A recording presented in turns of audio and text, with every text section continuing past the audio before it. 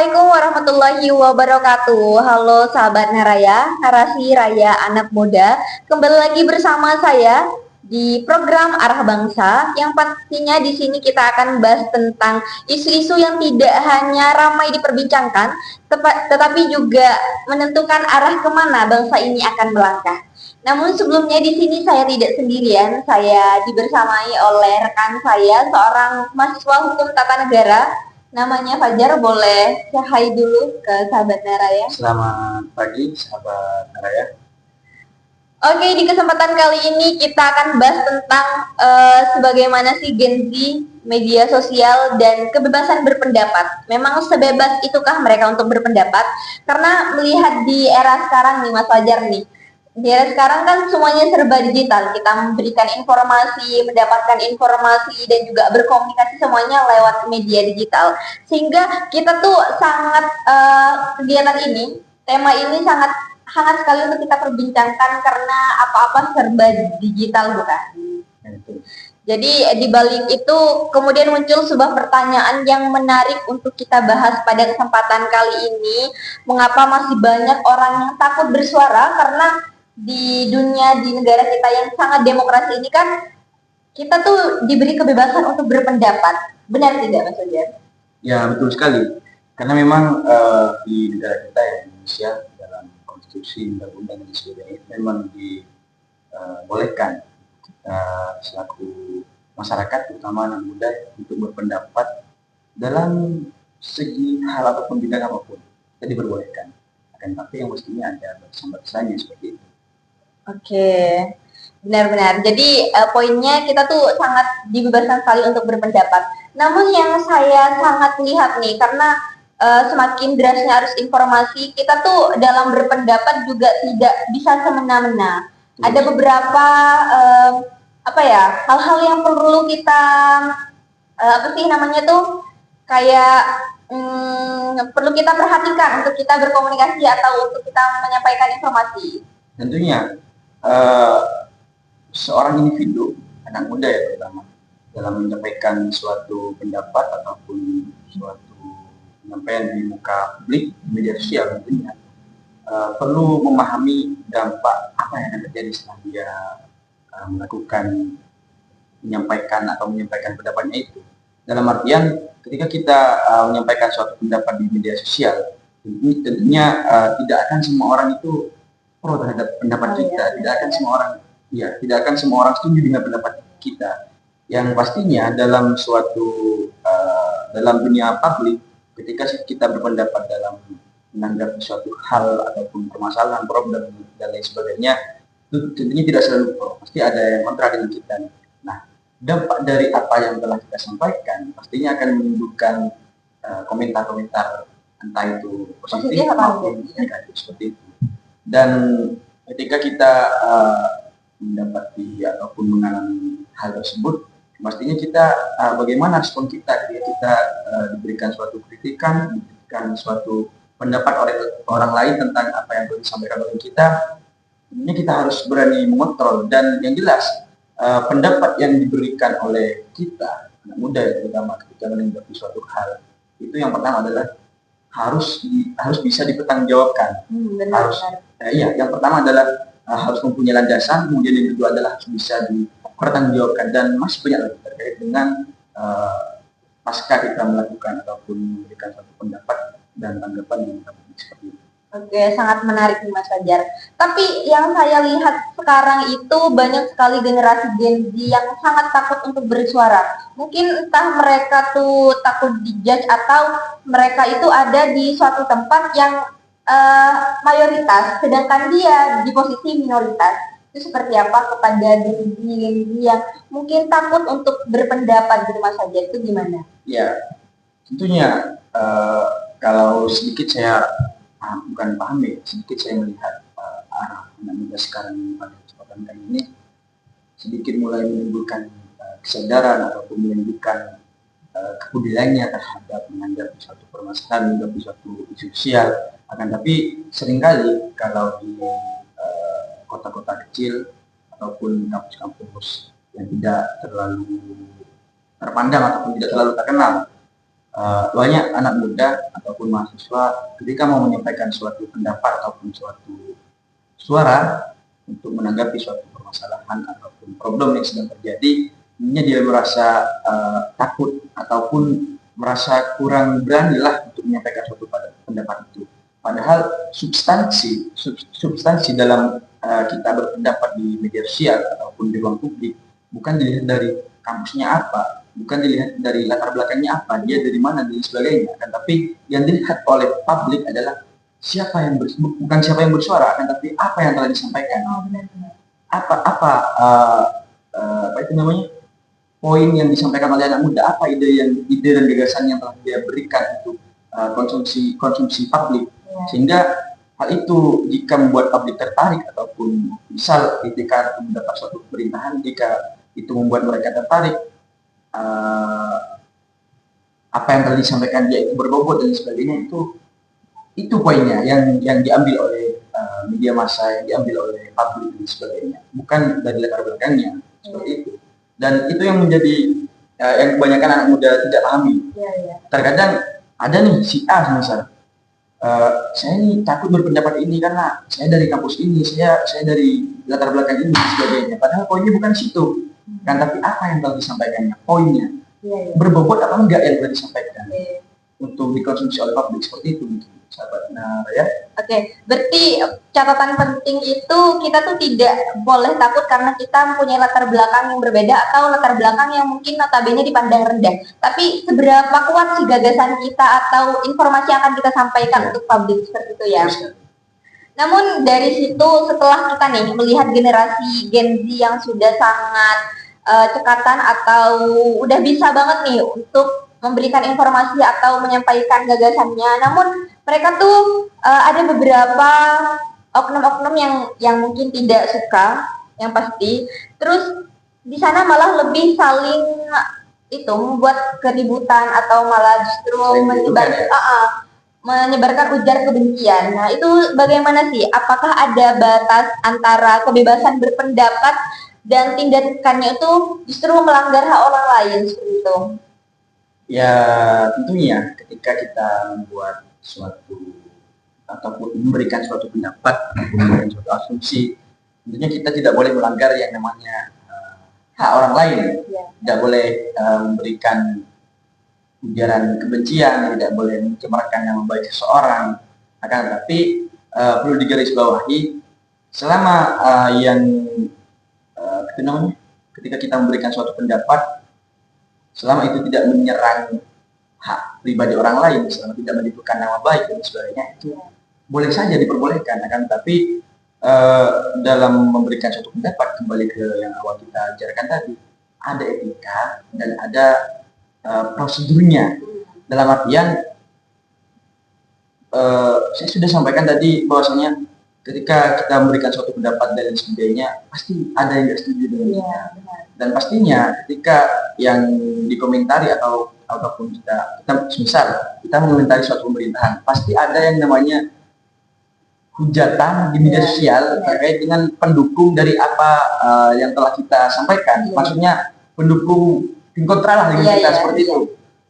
Pasti ada seperti serangan-serangan buzzer, komentar negatif dan sebagainya. Akan tapi jikalau kita apa yang telah disampaikan kita itu benar dalam artian berbobot ataupun berlandasan, kalau saya sih bodoh amat dengan apa yang telah mereka katakan. Kalau di Pamekasan sendiri banyak kok aktivis-aktivis yang menyuarakan suatu ketidakadilan ataupun ketimpangan sosial di media sosial, terutama di TikTok.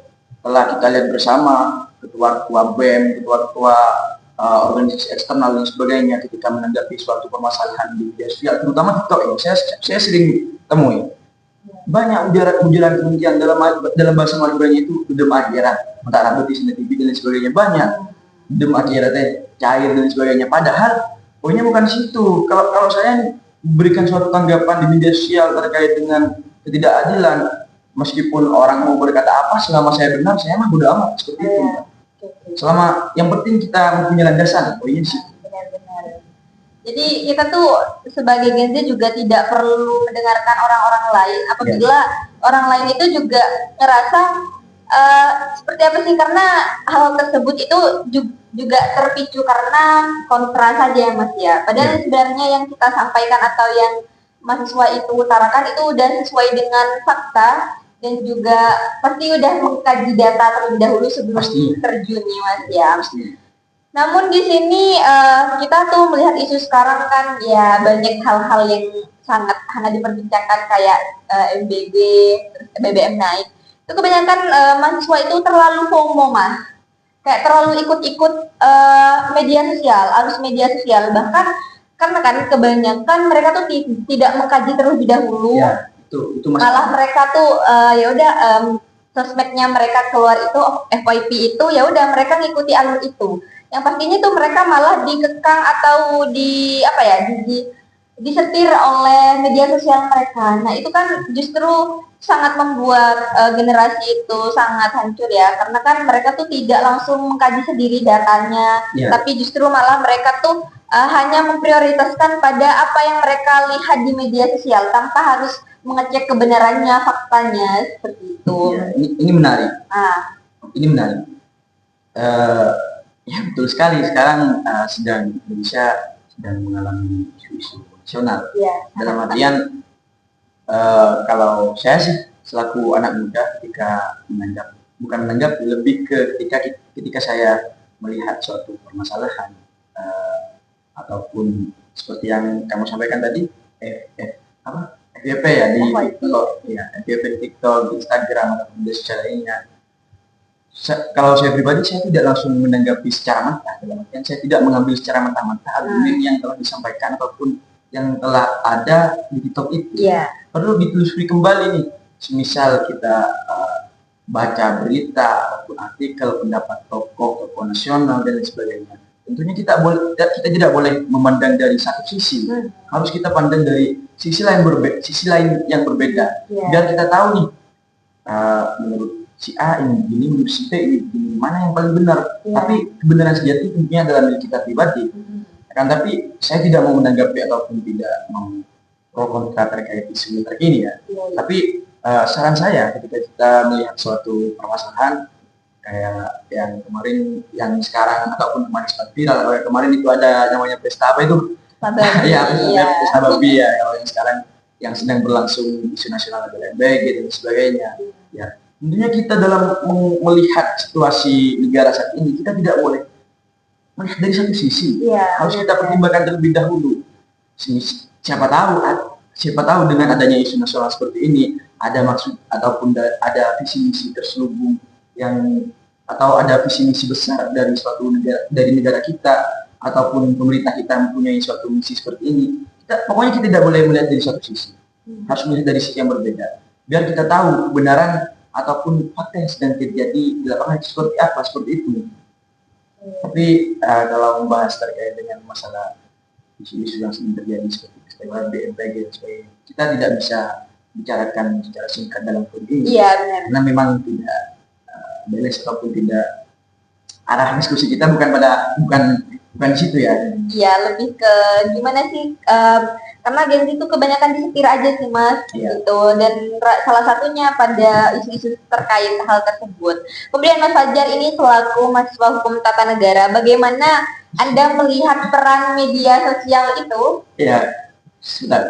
Seolah-olah kalau saya dipanggil sebagai mahasiswa hukum dan seolah-olah mahasiswa uang, padahal biasa saja mahasiswa. Gak apa-apa. Lingkupnya nih mahasiswa yang kan notabene kita sama-sama belajar. Saya anak komunikasi dan Mas Fajar anak hukum tata negara. Yang sama-sama Mas Fajar mungkin perlu ilmu komunikasi dari saya, dan saya juga perlu mengetahui beberapa hal-hal yang mungkin ada pada ranahnya anak hukum ya. Jadi kan di media sosial itu kan banyak sekali peran media sosial dalam demokrasi Indonesia. Nah, dengan adanya media sosial ini apakah itu mendukung atau juga menghambat dalam perkembangan hukum atau demokrasi? Perkembangan media sosial pada kesempatan kali ini tentunya tidak akan menghambat ataupun tidak akan mempengaruhi terkait dengan demokrasi ataupun perkembangan hukum Indonesia.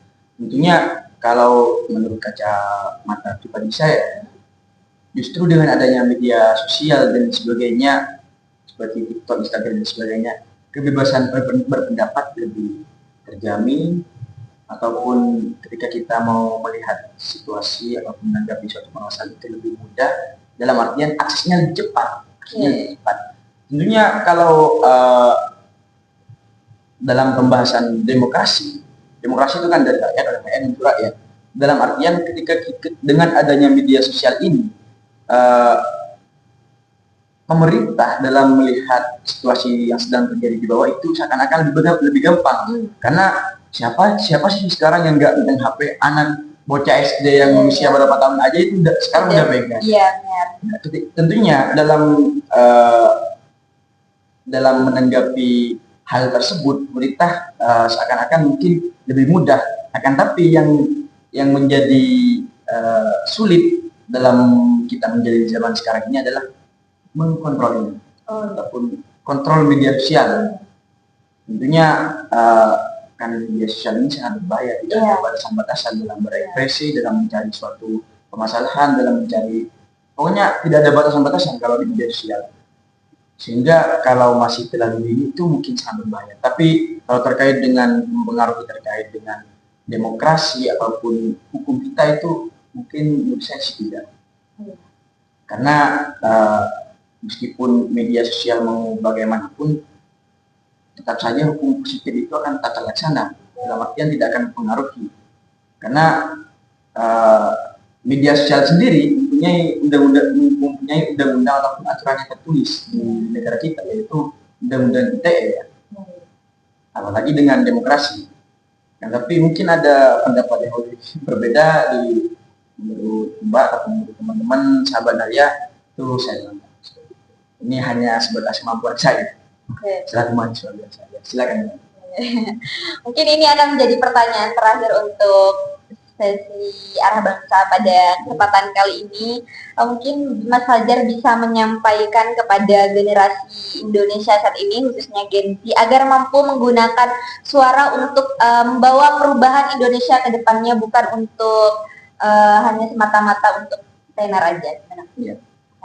Seringkali saya melihat anak muda sekarang itu ketika menanggapi suatu permasalahan atau menanggapi suatu isu-isu publik, yang penting mereka bersemangat. Ya.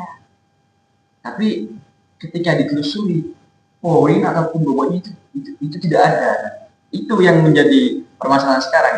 Akan tapi kalau dilihat dari segi anak muda itu mau berkembang, anak muda itu mau lebih selangkah lebih maju dari sehari sebelumnya, itu tidak apa-apa, itu lebih bagus. Akan tapi tentunya dalam kita memberikan suara, memberikan tanggapan terhadap isu-isu sosial, harus ada batasan-batasannya lah. Dalam artian apa yang kita sampaikan harus berlandasan, harus bisa dipertanggungjawabkan, harus kita pahami dampak positif dan dampak negatifnya ketika dikonsumsi oleh publik. Harus kita bisa menanggapi ketika kita menyampaikan suatu pendapat, publik menanggapi si A, kita harus bisa menjawab, kita harus bisa menanggapi dan lain sebagainya. Banyak yang perlu dipersiapkan, banyak yang perlu diperkokohkan bagi anak muda ketika mau menanggapi suatu permasalahan ataupun suatu isu-isu sosial yang perlu sekiranya untuk dibahas. Ya, kalau saya pribadi sih pesan kepada sahabat Nara itu, kita boleh menyampaikan suatu pendapat, kita boleh menyampaikan suatu argumen yang mau itu pro, mau itu kontra terhadap suatu pemerintahan ataupun isu publik yang terjadi, itu tidak apa-apa. Akan tapi tentunya yang pertama adalah harus berlandasan, kedua harus dapat dipertanggungjawabkan, dan kita harus memahami dampak positif dan negatif ketika kita menyampaikan suatu pendapat itu. Karena itu sangat berbahaya. Kalau musuhnya adalah oligarki dan sebagainya, bisa-bisa kita dapat teror. Iya, itu kalau sekarang sedang terjadi kayak BEM UGM itu, Tio siapa itu? Ya, BEM UGM itu sampai diteror orang tuanya, diberikan pelacak di mobilnya dan sebagainya. Banyak aktivis sekarang itu banyak diteror oleh orang-orang yang tidak diketahui latar belakangnya, entah itu mau dari siapa, ini saya kurang tahu. Kan tapi sahabat Naraya, ketika kita mau berpendapat suatu hal, kita harus mempunyai landasan, kita harus apa yang telah disampaikan kita itu harus dapat bertanggung jawabkan, dan yang terakhir adalah kita harus mengetahui dampak positif dan dampak negatif terkait dengan pendapat apa yang telah kita berikan. Seperti itu. Terima kasih. Terima kasih Mas Fajar. Oke sahabat Naraya, satu pelajaran yang bisa saya ambil di sini dari hasil diskusi dari Mas Fajar, intinya poin pentingnya kebebasan berpendapat itu merupakan sebuah kebebasan yang mungkin sangat-sangat untuk kalian bisa terapkan. Akan tapi kalian harus perlu dilandaskan dengan adanya faktual tersebut. Jadi mungkin itu saja, perlu diketahui juga bahwa bangsa ini tidak dibentuk oleh oknum-oknum atau orang-orang yang penjabat tinggi, tapi juga oleh mahasiswa itu sendiri, khususnya kita anak Gen Z. Jadi seperti apa arah bangsa nanti itu juga ditentukan oleh kita bersama. Mungkin itu saja sesi arah bangsa kita pada kesempatan kali ini. Kita akan bertemu di lain waktu. Sampai jumpa sahabat Naraya. Sekian dari saya. Assalamualaikum warahmatullahi wabarakatuh.